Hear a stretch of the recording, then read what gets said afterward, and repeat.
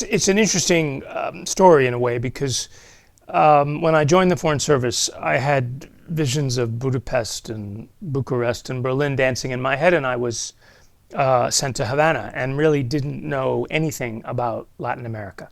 Um, and of course, when I arrived in a place like Cuba, it was such a surprise to me that there were so many similarities, so many things that Americans and Cubans had in common, despite the vast differences in the political system and so forth. Obviously, two countries 90 miles away. And so I just became very curious about the relationship between these two countries. And it was a time of profound change when I was there.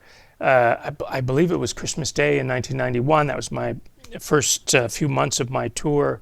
The Soviet Union flag came down at the Soviet embassy, and the Russian tricolors went up, and I watched the Russians just disappear from the island, and so forth.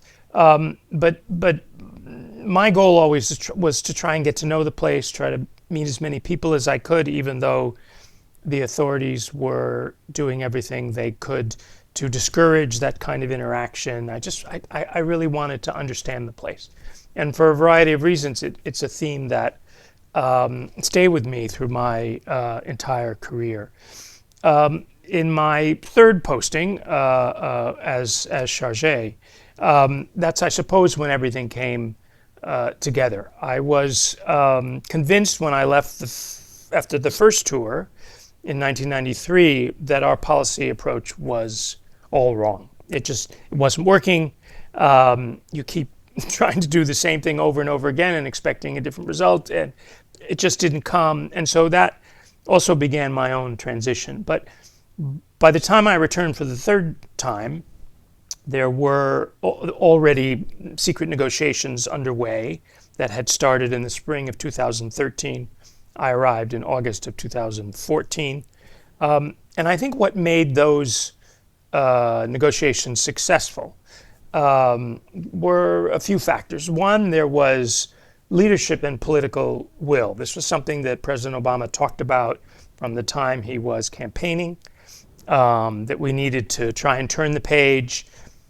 The policy that we had in place for a long time was not working, and we needed to find a different way. And it was also affecting U.S. interests and objectives in the entire region. So that was the impetus, at least on our side. Perhaps on the Cuban side, there was something similar, or they had other ideas. The second thing I would say is perseverance, because for the first few months of these negotiations, it was very tough, and the sort of massive mistrust on the Cuban side had to be overcome. And I think the way that was done was a very brief encounter engineered between President Obama and President Castro at Mandela's funeral. And the fact that the president shook President Castro's hand, when everyone returned to the negotiating table, the atmosphere had changed a little bit, and things began to move. I'd say the third would be the availability of a third party to validate what the two sides had agreed to. And in fact, in October, I believe, of 2014, there was a meeting at the Vatican where they served as United States, are you going to follow through on everything you said that you told the Cubans you would do? And Cuba, are you going to do everything you said to the American officials you would do? Everyone said yes. The Vatican said, okay, this is good. And so that then led to the announcement of the two presidents simultaneously on December 17th, 2014. And that's really how everything was launched.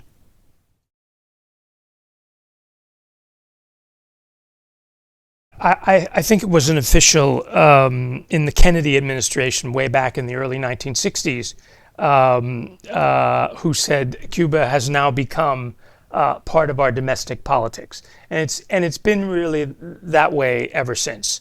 There's a very strong constituency in South Florida that's very interested in U.S. policy toward Cuba. And that's driven, I think, a lot of what we've seen unfold. I, of course, personally was very disappointed in the change. I thought it was a mistake. I thought we, the United States, we were having an impact on the ground that, of course, came to an end. Cuba was changing. And I think if you're present, you can have more an effect or impact on that change than if you're not. And of course, all the contact between the two countries pretty much came to a halt. The Trump administration put Cuba back on the state sponsor of terrorist list, but I think on the third or fourth to the last day of their administration, which told me honestly that it really had become kind of a cudgel of that administration. And I think the Trump administration was reflecting the views that they heard from South Florida, because people forget that in 2014 and 15. When we began this negotiation to reestablish diplomatic relations and try and normalize the relationship, then Donald Trump was very much in favor. He said, "Oh, this is fine. I, of course, could have negotiated a better deal, but this makes perfect sense."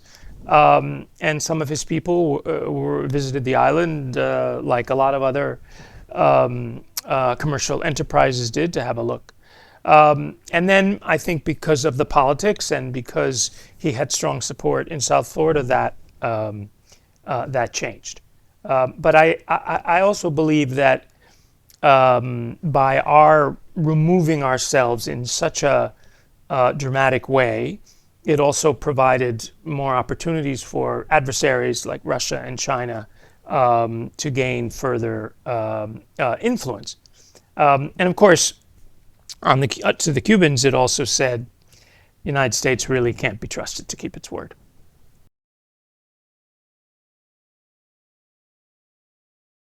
Well, I think one of the benefits of a normal relationship is, of course, two countries 90 miles apart getting to know each other and getting to influence and have an impact on each other.